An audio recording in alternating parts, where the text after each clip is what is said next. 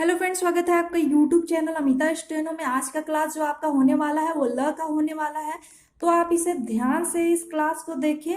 और मैं समझती हूँ कि आप जब इसे पूरा देखेंगे तो ल का आंकड़ा लगाने के लिए आप समझ जाएंगे कि आउटलाइन में ल का आंकड़ा आप कैसे इस्तेमाल कर सकते हैं, जिससे आपकी आउटलाइन काफी सुविधाजनक और बहुत ही छोटी बनेगी, जिससे आपको जब आप डिक्टेशन लिखेंगे तो वो डिक्टेशन बहुत ही आसान हो जाएगी। तो वीडियो को आप लाइक और सब्सक्राइब जरूर करें, क्योंकि आप सब्सक्राइब करेंगे तो हमें बहुत अच्छा लगेगा और आपकी क्लास रेगुलर हो पाएगी। तो चलिए शुरू करते हैं। तो ल का आंकड़ा बनाने के लिए आपको ल के साथ जब बनाते हैं तो इस तरीका से आपको प वर्ग में लगाना है। प ल क वर्ग में आपको लगाने के लिए आपको क्या करनी होगी, तो आपको क वर्ग में लगाने के लिए आपको इस तरीका से लगानी होंगी क और ल। तो यहाँ पे आपको इस तरीका से क वर्ग के लिए क और ल इस तरीका से लगानी है। जब भी आप च वर्ग में लगाएंगे तो च और ल इस तरीका से आपको च वर्ग में लगाना है, यानी कि च छ ज झ इस सारे में इस तरीका से लग जाएंगे।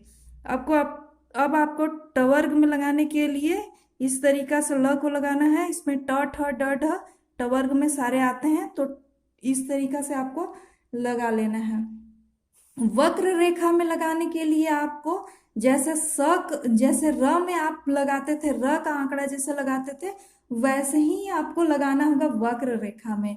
तो इसके लिए आपको क्या करना होगा कि थोड़ा बड़ा सा जो भी आप लगाएंगे ये जो, तो इसे थोड़ा बड़ा कर देना होगा। तो इसे त और ल इस तरीका से आप लिख सकते हैं, त और ल को। अब आपको स और ल को लिखना है, तो आपको थोड़ा बड़ा कर देना है र से आंकड़े को, तो आपको स और ल पढ़े जाएंगे। ये म और ल में कैसे लगेंगे, तो म और ल ये थोड़ा बड़े लिखे जाते हैं ताकि आप इसे आसानी से समझ सके कि आप र लिखे या फिर ल लिखे हैं। और आपको न और ल, तो आपको न और ल में न और ल पहले आंकड़े लगाए जाते हैं, उसके बाद व्यंजन लगाए जाते हैं, लेकिन पढ़े जाते हैं पहले व्यंजन और उसके बाद आंकड़े को पढ़े जाते हैं। तो आपको न और ल इस तरीका से आपको लगानी है। लेकिन जो इसमें भी होता है एक रूल, जैसे कि आपको ह बताना चाहूंगी कि इसमें जो होता है, जैसे कि आपको लिखना है ह य र ल व और ह, यानी कि य र ल व और ह। इसमें ये आंकड़ा नहीं लगता है, इसमें पूरा लिखे जाएंगे, जैसे कि य और ल, र और ल, व और ल, ह और ल। अब इस तरीका से आपको पूरा ल का यूज करना है, ना कि उसकी य र ल व में आंकड़ा नहीं लगता है। अब अगला चलते हैं कि यदि र के आंकड़े के भांति ल का आंकड़ा भी य र ल व में नहीं लगता है, लेकिन अगर पर भी जो मात्रा व्यंजन के पहले आती है वो व्यंजन के पहले लगानी होगी, और जो मात्रा व्यंजन के बाद आती है वह ल के बाद पढ़ी जाती है, क्योंकि व्यंजन और ल के बीच कोई मात्रा नहीं आती है। छोटी सी मात्रा आप इसमें लगा सकते हैं, ई, उ और अ का जो मात्राएं आप छोटी सी मात्रा लगाई जाती है, बड़ी मात्रा आप लगाएंगे तो पूरा ल को लिखना होगा। तो इसलिए जब भी आप व्यंजन और ल के बीच में अगर छोटी सी मात्रा है तो ये आपको आसानी से आप लगा सकते हैं। जैसे आप देख लेंगे अ, च और ल इस तरीका से आपको लिखना है। तो अ, च, यहाँ पे लगा देंगे अचल, ये आप लिख लेंगे। फिर आपको लिखना होगा अचल के बाद में आपको लिखना होगा अकल, तो अ क और ल। तो अकल को कैसे लिखेंगे, तो यहाँ पे आपको पहले मात्राएं बना सॉरी व्यंजन बना लेना है, उसके बाद में आपको मात्रा लगानी है। तो अकल, इस तरीका से आपको अकल लिखनी है। अगर आपके सामने लिखना हो छिलका, छिलका, तो आपको छ में ल लगाना है। तो पहले लगाई जाती है आंकड़ा, फिर छ और क, तो हो जाएगा यहाँ पे छी, तो छिलका, तो पहले आ रहा है छ, तो छी, ई यहाँ पे आ जाएगा छिल, ई ल का आंकड़ा और का, छिलका। इस तरीका से आप बना सकते हैं।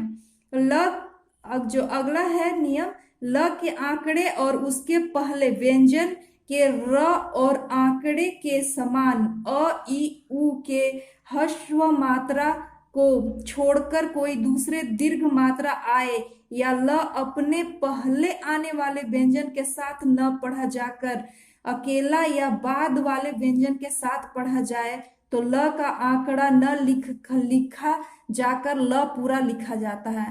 अगर पढ़ने उच्चारण करते समय आपको ल अकेला अगर लिखा जाएगा, ल अगर अकेला उच्चारण हो रहा है तो ल के साथ आंकड़ा न लगा करके और उसे आपको ल को पूरा लिखना होगा। जैसे कि मेल, तो मेल में आपको पहले वाले व्यंजन के साथ ल नहीं पढ़ा जा रहा है, इसलिए आपको मेल को आपको इस तरीका से लिखना होगा, पूरा ल लिखना होगा मेल। अब खेल, तो खेल आपको लिखना होगा ख और ल, तो यहाँ पे हो जाएगा खेल। अगर आपको लिखना हो माला, माला, तो आपको म के साथ ये नहीं पढ़े जा रहे, ल का उच्चारण नहीं हो रहा है, इसलिए ल का अलग से उच्चारण हो रहा है। तो आपको माला, ला पूरा लिखना, ल पूरा लिखना है, तो माला, इसका आंकड़ा नहीं लगेगा। जब भी आप ल का उच्चारण अलग से हो, व्यंजन के साथ लगकर ना हो, तो आपको ल को पूरा लिखना है। अब अगला देख लेते हैं। जैसे पहले बताया जा चुका है कि तवर्ग और स के आंकड़े दाएं बाएं दोनों तरफ से लगाए जाते हैं, इसलिए ल का आंकड़ा भी दोनों तरफ से लगाए जाएंगे। तो तवर्ग में और स में ये दोनों तरफ से लगाए जाएंगे, जैसे कि द और ल, तो दल, ये दल, ये दोनों तरफ से लगेंगे दल, इसे दल पढ़ेंगे। अब आपको लिखना है कि तल, तो त और ल, तल को आपको हल्की करनी है, तो आपको इस तरीका से तल लिखना है। ये थोड़ी र से बड़ी होंगी, ल की आंकड़ा र से बड़ी हो जाएंगी। अब आपको लिखना है सल, तो स और ल दोनों तरफ से लगते हैं इसमें, तो स और ल, इस दोनों तरफ से ये आंकड़े लगाए जाएंगे। अब अगला आता है आपके सामने कि इसमें स्वर लगाने का वही नियम है, जो स्वर लगाया जाता है वही नियम लगाया जाता है जो अकेले आने पे ल का लगाया जाता है। स्वर आपके अकेले रहेंगे ल में, तो कैसे आपको लगाना है, जैसे कि ल लिखा हुआ है तो स्वर कैसे लिखता है, तो इसमें जो नीचे से ऊपर गया हुआ है, तो जैसे कि अ, तो यहाँ पे अ लग गया। अब ए, तो यहाँ पे ए लगेंगे। अब यहाँ पे ई, तो ई लगेंगे, बड़ी ई सारे इस यूज होंगे। और अगर मैं यहाँ पे लिखना हो आ, तो ऐसे लगेंगे। अब अगर लिखना हो ऊ, तो इस तरीका से अकेला है जिस तरीका से, उसी तरीका से आपको वही नियम लगाना है जैसे कि स्वर में लगते हैं दो। अगर और बताना चाहूंगी कि किसी शब्द में वह अकेला आया हुआ है तो पहले कोई मात्रा हो चाहे फिर उस व्यंजन के बाद भी कोई मात्रा हो तो आंकड़ा लगे हुए व्यंजन का बायां समूह आएगा। अगर स्वर आता है तो बायां तरफ लगे जाएंगे, और अगर बाद में स्वर आता है तो ल को आप दाहिना तरफ से लिखेंगे। जैसे कि अ, त और ल, इसमें पहले स्वर आए हुए हैं तो आपको पहले अ लगाना है। अब कैसे लिखेंगे कि त और ल को, तो आपको इस तरीका से अ त और ल, अतल, आपको इस तरीका से लिखना है अतल। अगर आपके सामने आता है उथल, उथल, उथल आता है तो आपके पहले ही स्वर आए हुए हैं, तो इसलिए आपको बाएं तरफ से लिखना है, तो आसानी होगी आपको बनाने में। उथल। अगर आपको लिखना है उदल, उदल, तो उदल, द और ल, तो आपको उदल कैसे लिखना है, तो उदल, उदल, इस तरीका से आपको लिखना है उदल। अगर बाद में आता है स्वर तो आपको दाहिने तरफ से आपको लिखना होगा, ताकि आपको आसानी पड़े आपको स्वर लगाने में। तो आपको चलिए देख लेते हैं दला।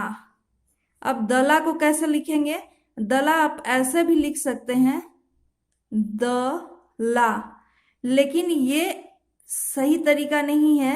इसे दला लिखने के लिए दला, ये दला, इस तरीका से, ये सही तरीका से आपको दाहिने से बाएं की ओर जाना है। तो दल्ला, क्योंकि ल के बाद स्वर आया हुआ है इसलिए आपको दाहिने से बाएं तरफ लिखना है। अब दल्ली, इसको दल्ली, तो दल्ली कैसे बनाएंगे, तो दली, यहां पे आपको लिखना है द और ल लगा हुआ है तो ई, तो दल्ली, ई, तो ई का मात्रा इधर लगेंगे दल्ली, क्योंकि ये बाद में आया हुआ है, तो दल्ली, इस तरीका से पढ़े जाएंगे। जब यह दूसरे व्यंजन से मिलता है तो सुचारुता के सुविधा अनुसार विचार से दाएं और बाएं दोनों तरफ लगाए जाते हैं।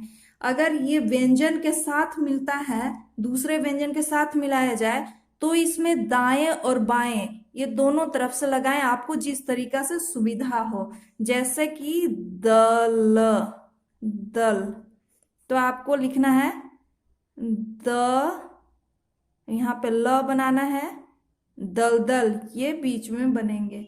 अब कौशल, कौशल, तो यहाँ पे आपको बनाना है कौ और शल, तो कौशल, ये कौशल इस तरीका से बनाए जाएंगे। स्पेशल, इसमें कोई नियम फॉलो नहीं होगा कि आपको दाएं लिखना है या बाएं लिखना है, तो ये आपको लिखना है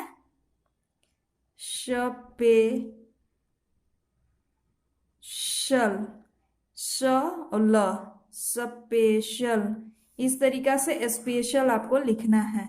आपको लिखना है पैदल, पैदल, तो प द और ल, तो द यहाँ पे आपको बना लेना है पैदल। द यहाँ पे ल का बड़ा आंकड़ा लगेगा, ल आपको थोड़ा बड़े लगाने पड़ेंगे तभी आप इसको पढ़ पाएंगे, नहीं तो आप इसे र का भी उच्चारण कर सकते हैं। तो इसलिए र और द लगाने में, सॉरी, र और ल लगाने में यही अंतर होता है। तो उम्मीद करती हूँ कि आपको ये ल का आंकड़ा आसानी से समझ आ गया होगा। तो इसे आप ध्यान से वीडियो को देखेंगे, बिल्कुल आप समझ पाएंगे कि ल का आंकड़ा कैसे लगाए जाते हैं। तो चलिए, आपको वीडियो पसंद आया हो तो हमारे वीडियो को, हमारे चैनल को लाइक और